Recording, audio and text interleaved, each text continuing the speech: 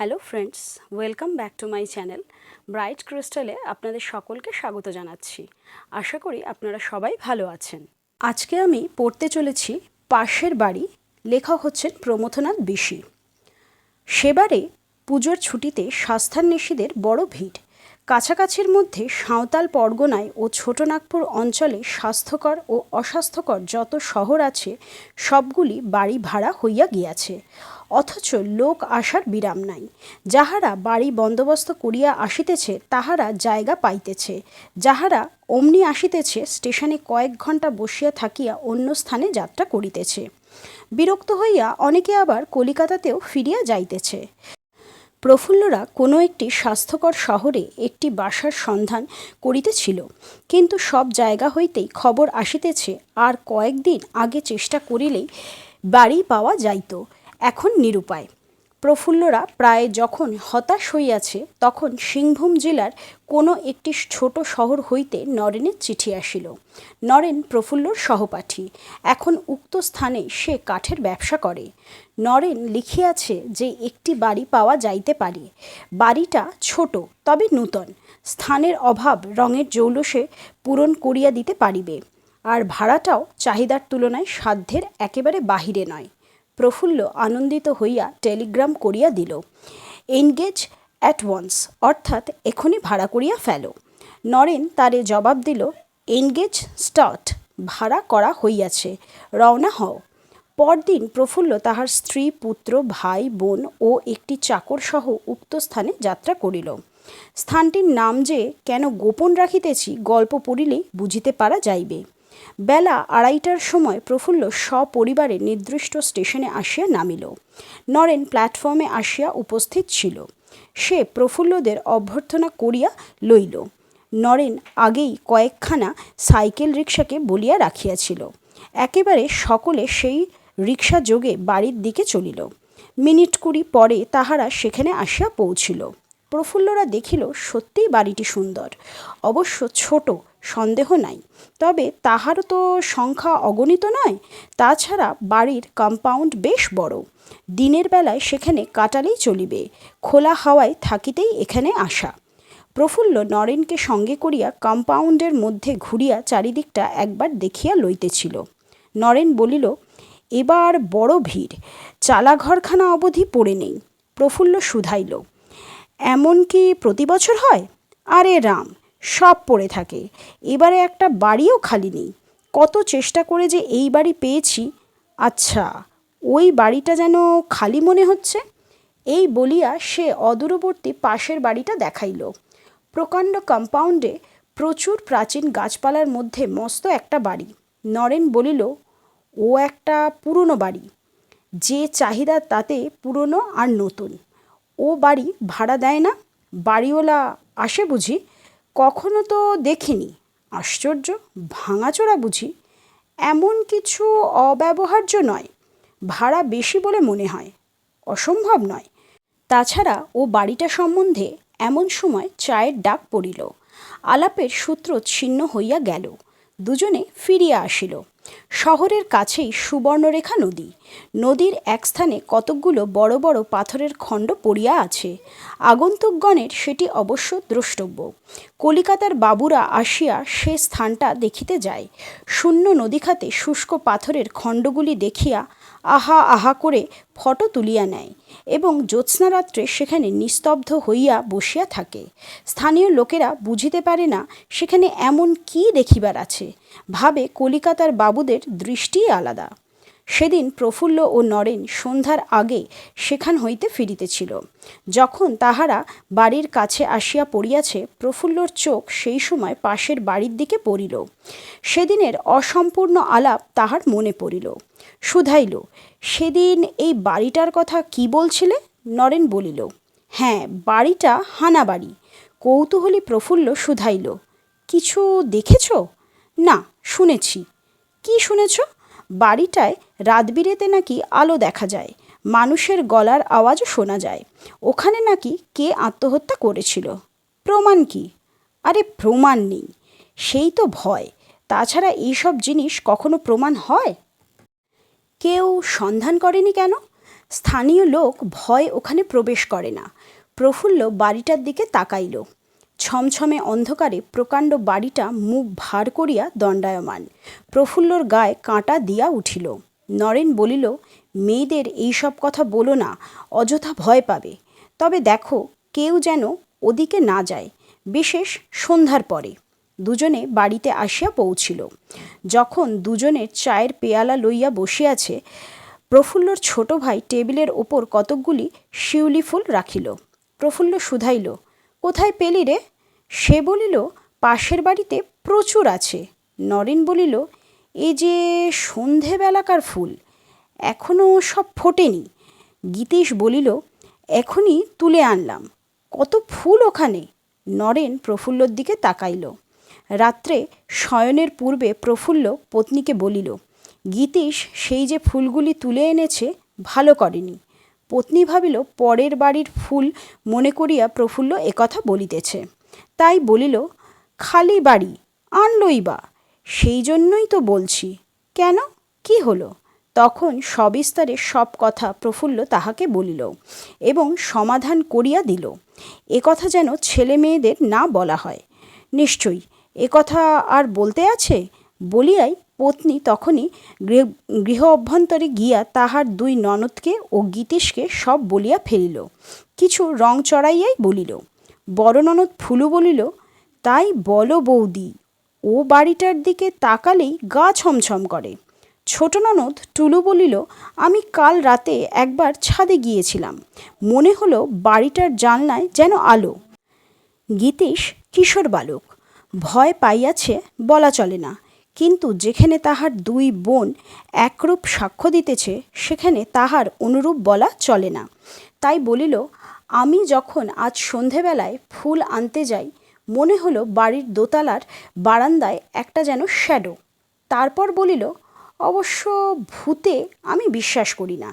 ফুলু বলিল, ভারী বীর কি না, তবে শ্যাডো কিসের? অবশ্য মানুষের। তবে মানুষটা দেখতে পেলে না কেন? অন্ধকার বলে? আহা, কি বুদ্ধি! অন্ধকারে মানুষ দেখা গেল না, অথচ ছায়া দেখা গেল। এ কি হয় নাকি? তাহাদের বৌদি জয়ন্তী বলিল, হয় কি নয় সে তর্ক থাক, ওদিকে আর যেও না। আর এক কাজ করো, ওদিকের জানলাটা বন্ধ করে দিয়ে শুয়ে পড়ো। সেই দিন এই পর্যন্তই। পরদিন নূতন কৌতূহলে সকলে পাশের বাড়ির দিকে তাকাইল। ও বাড়িতে একটু শব্দ হইলেই, যদি একটা কাক জোরে ডাকে বা একটা জালনা খট করিয়া পড়ে, সকলে নূতন অর্থভরা চাহনিতে পরস্পরের দিকে তাকায়। অবশ্য প্রফুল্ল এর মধ্যে নাই, কথাটা তাহার মনের অন্তরালে চলিয়া গিয়াছে। সন্ধ্যাবেলায় প্রফুল্ল নরেনের সহিত বেড়াইতে বাহির হইয়াছে। তাহার স্ত্রী, দুই বোন ও দুই ভাই বসিয়া জটলা করিতেছে। পুরনো চাকর হরি প্রফুল্লর ছোট ছেলে ও মেয়েকে লইয়া বেড়াইতে গিয়াছে। ফুলু বলিল, বৌদি, কাল রাত্রে ওদিকে যেন একটা চাপা কান্না উঠেছিল। টুলু বলিল, আমিও শুনেছি। গীতেশ বলিল, কুকুর কেঁদে থাকবে। ফুলু ও টুলু বিরক্ত হইয়া শুধাইল, তুমি শুনেছ? অবশ্য শুনিনি, তবে কুকুর ছাড়া আর কি হবে? ফুলু বলিল, তবে কেন কথা বলতে এসেছ? টুলু বলিল, জানো, কুকুরে ভূত দেখতে পায়। সকলের গায়ে কাঁটা দিয়া উঠিল। এমন সময় হরি মিপু ও টিপুকে লইয়া ফিরিয়া আসিল। হরি বলিল, বৌদি, ও বাড়িতে মস্ত একটা হনুমান আছে, গাছের ওপর খুব শব্দ করছিল। চারজনে উৎকর্ণ হইয়া উঠিল। কি করে বুঝলি হনুমান? তাছাড়া সন্ধ্যাবেলায় গাছের ওপর কি আর লাফাবে? সন্ধ্যাবেলায় কি হনুমান লাফায়? হনুমান যে কখন লাফায় না জানা না থাকায় হরি বলল, স্পষ্ট দেখলাম। কি দেখলে? কালো একটা কি। হনুমান কি কালো হয়? তাছাড়া আর কি হবে? যাই হোক, ওদিকে আর ছেলে মেয়েদের নিয়ে যেও না। এই বলিয়া বৌদি ছেলে মেয়েদের লইয়া উঠিয়া গেল। ফুলু বলিল, হরি, ওদিকে আর যেও না। কেন দিদি? কেন নয়, যেও না বলেছি। টুলু বলিল, ও বাড়ি ভালো নয়। গীতিশ ঠাট্টার সুরে বলিল, ঘোস্ট মানে ভূত প্রেত আছে। হরি বসিয়া পড়িল। কিছুক্ষণ নীরব থাকিয়া বলিল, তাই হবে দিদি, কাল রাতেও বাড়ির জানলায় যেন একটা আলো দেখতে পেয়েছি। ফুলু ও টুলু সমস্বরে গীতিশের প্রতি বলিল, কেমন এবার হলো তো বীরপুরুষ? ভূতে কি আলো নিয়ে চলাফেরা করে?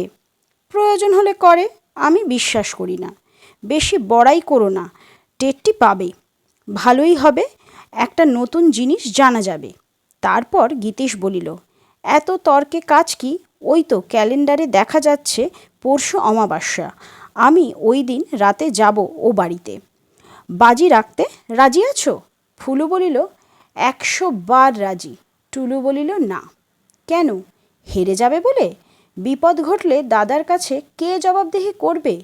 ওই বলে পিছিয়ে যাওয়া। আচ্ছা, তোমরা বাজি রাখো না রাখো, আমি যাবই। অনেক হয়েছে, এখন থামো। পরশু দিন শনিবারে অমাবস্যা পড়িয়াছে। শনিবারই যথেষ্ট, তাই অমাবস্যা। ভূত প্রেতের 12 পোয়া সুবিধে। আরও একটা সুযোগ জুটিয়া গেল। সকালবেলা গাড়িতে প্রফুল্ল নরেনের সঙ্গে টাটানগর বেড়াইতে গেল। বলিয়া গেল ফিরিতে অনেক রাত হইবে, 12টার এদিকে নয়। গীতিশ বলিল, আজ রাত্রে যাব। ফুলু বলিল, এমন কাজ করো না। টুলু বলিল, যাবে মানে?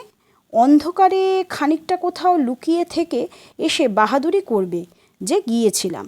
গীতিশ বলিল, আচ্ছা, এক কাজ করো, সন্ধ্যার আগে তোমাদের একখানা রুমাল ওই বাড়িটার সামনে রেখে আসবো। তারপরে রাতে গিয়ে ওখানা আনবো। আর কি প্রমাণ চাও? ব্যাপার শুনিয়া তাহাদের বৌদি নিষেধ করিল, বোনেরাও নিষেধ করিল, কিন্তু গীতিশ কিছুই শুনিবে না। তাহাদের এক ভয়, পাছে গীতিশের কোনো বিপদ ঘটে, আর এক ভয় পাছে প্রমাণ হইয়া যায় সত্যই ও বাড়িতে ভয়ঙ্কর কিছু নাই। পাশের বাড়িতে ভীতিজনক কিছু আছে যে সে এক নতুন অভিজ্ঞতা। কলিকাতায় ফিরিয়া গিয়া কত গল্প করা যাইবে, সে সুযোগ তাহারা এমনভাবে নষ্ট করিতে চায় না। কিন্তু সমবয়স্ক মেয়েদের কাছে গীতিশের পৌরুষ আহুত হইয়াছে। সে কিছুই শুনিবে না। সকলের নিষেধ সত্ত্বেও অপরাহ্নে ও বাড়িতে রুমাল রাখিতে গেল।